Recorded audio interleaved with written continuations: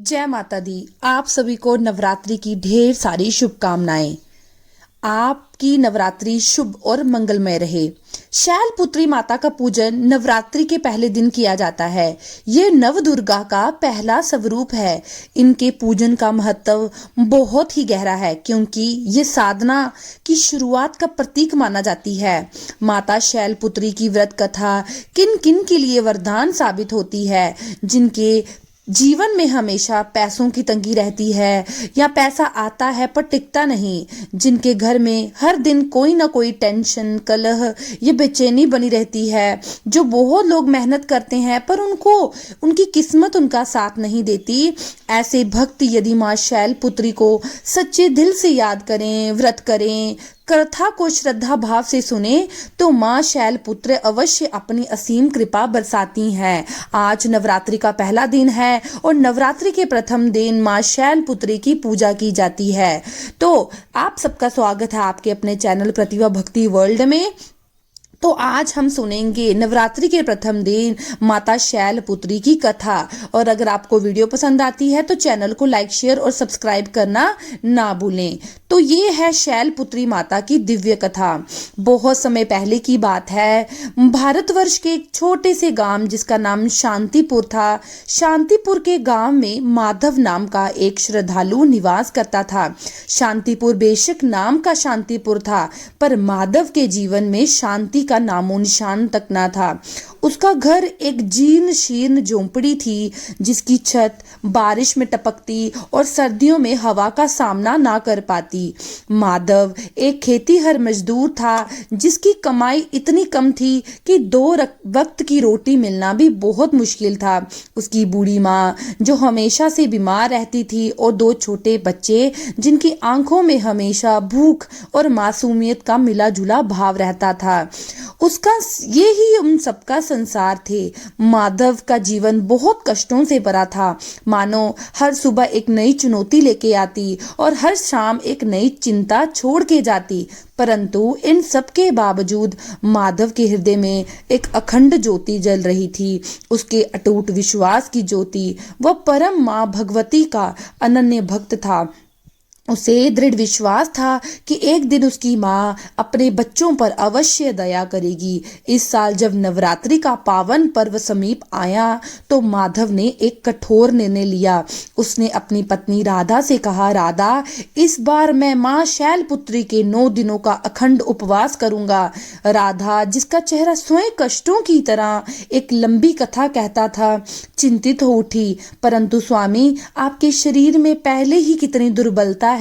आप दिन भर खेतों में काम करते हैं और जो थोड़ा बहुत भोजन मिलता है उससे भी हमारा पेट नहीं भरता। ये 9 दिन का उपवास आप कैसे सह पाएंगे? उसकी आंखों में दया और भय का मिश्रण था। माधव ने गहरी सांस ली। राधा, मेरे हृदय में अब और कष्ट सहने की शक्ति नहीं बची है। माँ की बीमारी बढ़ती जा रही है, बच्चों का पेट भूखा है और हमारे हालात दिन प्रतिदिन बदतर हो जा रहे हैं। मुझे अब केवल माँ पर ही भरोसा है। मेरी माँ शैलपुत्री ही अब हमारी एकमात्र आशा है। उसकी आवाज में एक दृढ़ संकल्प था, एक ऐसा भाव जो शब्दों से परे था। वह जानता था ये कितना कठिन होगा, लेकिन उसके पास और कोई रास्ता नहीं था। उसके हृदय में अपार कष्ट था जिससे वह किसी और को बयां नहीं कर सकती थी सिवाय अपनी माँ भगवती के। नवरात्रि का प्रथम दिन आया। वातावरण में एक दिव्य ऊर्जा का संचार हुआ। सुबह सुबह माधव ने माँ शैलपुत्री की चौकी स्थापित की, एक छोटा सा दिया जलाया और अपनी टूटी फूटी आवाज में आरती गाई। पहला दिन सामान्य रहा। भूख की हल्की चुभन थी पर माधव ने उसे अपनी निष्ठा से ढक दिया। उधर कैलाश पर्वत की ऊंची चोटियों पर जहां माता शैलपुत्री अपने दिव्य लोक में विराजमान थी, वह सब कुछ देख रही थी। उनकी दृष्टि त्रिकालदर्शी थी और माधव का छोटा सा गांव, उसकी झोंपड़ी और उसका अनवरत संघर्ष सब उनकी आंखों के सामने था। माधव की सच्ची भक्ति, उसका अटूट विश्वास माँ के हृदय को स्पर्श कर गया। उन्होंने मन ही मन उन्होंने मन ही मन मुस्कुराया। इस भक्त की परीक्षा अवश्य होगी ताकि इसकी निष्ठा संसार के लिए एक उदाहरण बन सके। परंतु उन्हें ये भी पता था कि ये परीक्षा कितनी कठिन होने वाली है। दूसरा और तीसरा दिन बीत गया। माधव के शरीर में अब दुर्बलता बढ़ने लगी थी। उसके पेट में भूख की आग तेज हो गई थी, लेकिन वह अपने होंठों पर राम राम का जाप और माँ का स्मरण बनाए रखता था। काम पर जाना उसके लिए लगभग असंभव हो गया था, परंतु वह फिर भी खेतों में जाता ताकि उसके परिवार को कम से कम मजदूरी तो मिल सके। उसका शरीर कांप रहा था पर उसकी आत्मा अटल थी। चौथे दिन सबसे पहला कष्ट सामने आया। उसकी बूढ़ी माँ की सांसें अचानक तेज हो गई। उन्हें तेज बुखार चढ़ गया। राधा घबरा गई। गांव का वैद्य आया और सिर हिलाकर कहा, माधव, इनकी स्थिति बहुत नाजुक है। इन्हें अच्छी दवाइयों की जरूरत है जो गांव में नहीं मिलेगी, शहर से मंगवानी होगी और वो बहुत महंगी आएंगी। ये सुनकर माधव के ऊपर तो मानो वज्रपात हुआ। पैसों का तो नामो निशाना था। उसके दिल में एक भयानक दर्द उठने लगा। एक ओर माँ का उपवास और दूसरी ओर माँ की बिगड़ी हालत। हृदय में अपार कष्ट था जिसे वो किसी को बता नहीं सकता था। बस माँ शैलपुत्री की तस्वीर के सामने बैठ गया और रोने लगा। हे माँ, ये कैसी परीक्षा है, मेरी माँ को बचाओ माँ। माता शैलपुत्री अपने लोक में ये सब देख रही थी। माधव की आंखों में बहते आंसू, उसकी माँ की पीड़ा, उसके बच्चों की मासूम भूख, ये सब देखकर कभी कभी उसकी आंखों से देखते हुए आंखों में पानी आ जाता। उसका हृदय माँ का था। वह कैसे अपने बच्चों को इतने कष्ट में देख सकती थी, पर उन्हें विधि के बंधन में बंधना था। एक सच्चे भक्त को उसकी चरम सीमा पर परखना ही था ताकि उसकी तपस्या का मोल स्थापित हो सके। उनका दिल कठोर हो चुका था, पर यह कठोरता सिर्फ परीक्षा की नीति के कारण थी। भीतर ही भीतर उनकी ममता प्रबल थी। माता शैलपुत्री विधि के बंधन में बंधी हुई थी और वह जानती थी कि इस सब का एक महान उद्देश्य था। पांचवें और छठे दिन विपदाएं एक के बाद एक टूट पड़ी। गांव में अचानक सूखा पड़ गया। माधव जिस खेत में मजदूरी करता था, वहां का मालिक कहने लगा कि अब मजदूरी नहीं मिलेगी क्योंकि फसलें सूख गई हैं। माधव और राधा के पास जो थोड़ा बहुत अनाज बचा था वो भी खत्म होने लगा। बच्चे भूख से बिलखते और माधव उन्हें दिलासा देने की कोशिश करता, पर उसके पेट में खुद आग लगी हुई थी। वह पानी पी पी कर दिन गुजार रहा था। उसकी टांगे इतनी कमजोर हो गई थी कि वह चल नहीं पा रहा था। लोग उसे देखकर चेतावनी देने लगे कि यह उपवास छोड़ दो, पहले अपने परिवार को देखो, माँ की जान बचाओ, भगवान ऐसे कष्ट नहीं देते। एक पड़ोसी ने भी आकर कहा कि तुम ये क्या कर रहे हो? देवी देवता तभी प्रसन्न होते हैं जब हम अपना कर्तव्य निभाएं। तुम्हारी माँ बीमार है, बच्चे भूखे हैं और यहाँ तुम तपस्या में लीन हो। ये कैसी भक्ति है? ये शब्द माधव के हृदय को चीर गए। उसने किसी से बहस नहीं की, बस नम आंखों से माँ की तस्वीर के आगे बैठा रहा। माँ, ये लोग नहीं जानते कि मेरा कर्तव्य सिर्फ तुम्हारे चरणों में है। मेरी कर्तव्य सिर्फ तुम्हारी पुकार सुनना है। 7वां और 8वां दिन माधव के जीवन का सबसे कठिन दिन था। उसकी माँ की हालत इतनी खराब हो चुकी थी कि वो बोल भी नहीं सकती थी। राधा ने रोते हुए माधव से कहा, माधव, शायद हमें माँ छोड़कर जा रही है, कुछ तो करो, हमें उपवास तोड़ना होगा, हमें शहर जाना होगा। माधव का हृदय टुकड़े टुकड़े हो रहा था। ये अपार कष्ट था जिसके सामने मृत्यु भी फीकी पड़ रही थी। एक तरफ माँ का उपवास, एक तरफ माँ जन्म देने वाली माँ की मृत्यु शैया। वह जानता था कि एक निवाला खाने से उसकी माँ को कोई जादू से ठीक नहीं कर देगा, लेकिन राधा की मासूम आशा उसे विचलित कर रही थी। उसने अपने शरीर को घसीटते हुए माँ के पास जाकर बैठ गया। माँ का शरीर ठंडा पड़ रहा था।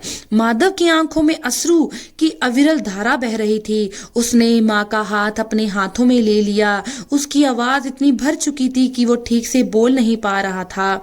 माँ शैलपुत्री, मेरी परीक्षा क्यों ले रही हो? क्या मेरे तपस्या में कोई कमी है? क्या मेरा विश्वास इतना कमजोर है कि तुम मेरी पुकार नहीं सुन रही? उसे लगा उसकी आत्मा चीख रही है, शरीर जवाब दे रही है, मन हार रहा है। भूख, प्यास, चिंता, गलानी सब उसे निगलने को तैयार थे। उसके बच्चों की उदास आंखें, पत्नी का रोता चेहरा, माँ की अंतिम सांसें, ये सब उसे तोड़ रही थी। ये मनुष्य का सबसे बड़ा दुर्भाग्य था जब उसके पास कुछ नहीं बचता सिवाय टूटते विश्वास के धागे के। माधव एक क्षण के लिए लड़खड़ाया। उसका मन हुआ कि वह सब छोड़ दे, उपवास तोड़ दे, अंतिम शक्ति से अपनी माँ के लिए कुछ करे।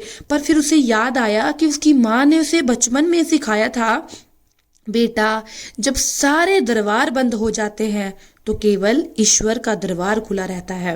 उसे अपनी अंतिम शक्ति बटोरी और माँ शैलपुत्री के तस्वीर के सामने आकर बैठ गया। उसके होंठ फरफरा रहे थे।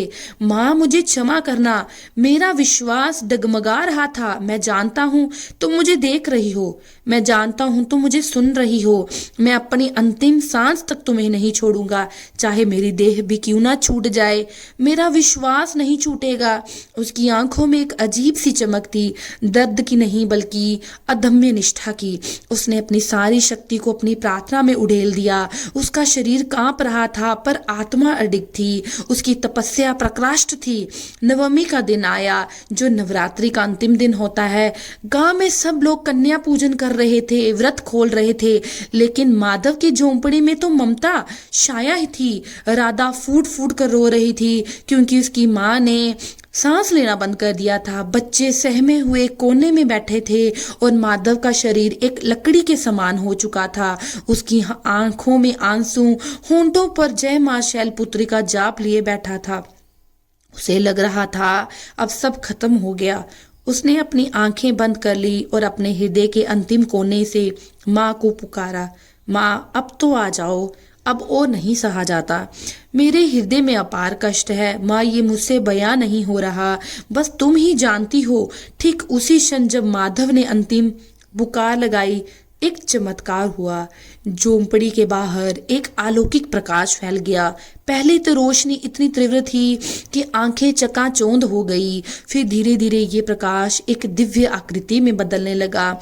एक मधुर मनमोहिनी सुगंध पूरे वातावरण में फैल गई। हवा में एक अद्भुत शीतलता का अनुभव हुआ और एक ऐसी शांति छा गई जो माधव ने अपने पूरे जीवन में कभी महसूस नहीं की। माधव ने अपनी आंखें खोली और जो दृश्य देखा उसे अपनी आंखों पर विश्वास नहीं हुआ। वह कोई साधारण महिला नहीं, कोई गांव की वृद्धा नहीं, बल्कि स्वयं जगत जननी माँ शैलपुत्री थी। बोलिए शैलपुत्री माता की जय। उनका मुखमंडल चंद्रमा के समान शीतल था। माथे पर दिव्य तेज चमक रहा था। उन्होंने श्वेत वस्त्र धारण किए थे।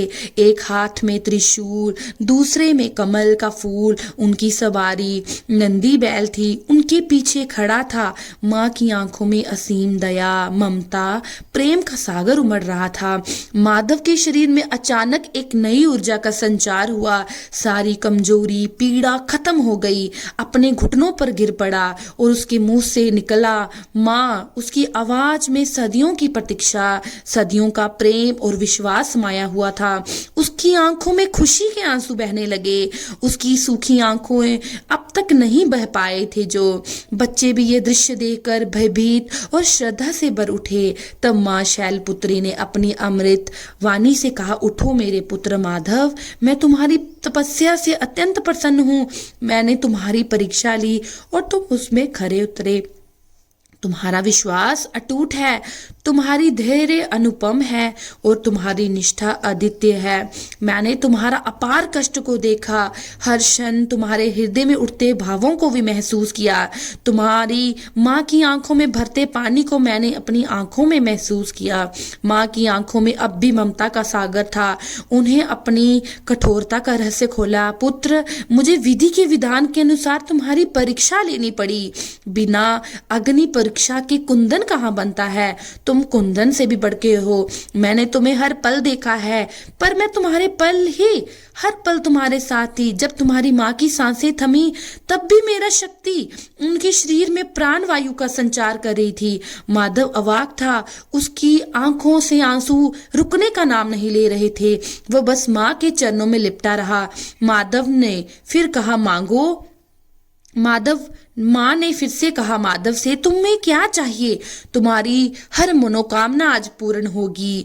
तो माधव ने सिर उठाया। उसके चेहरे पर कोई पीड़ा नहीं थी, केवल शांति थी। माँ, मुझे धन दौलत नहीं चाहिए, ना मुझे राजपाट चाहिए। मुझे बस आपकी कृपा चाहिए ताकि मेरी माँ स्वस्थ हो जाए, मेरे बच्चों को कभी भूख से सोना ना पड़े और मेरा परिवार भी सुख शांति से रहे।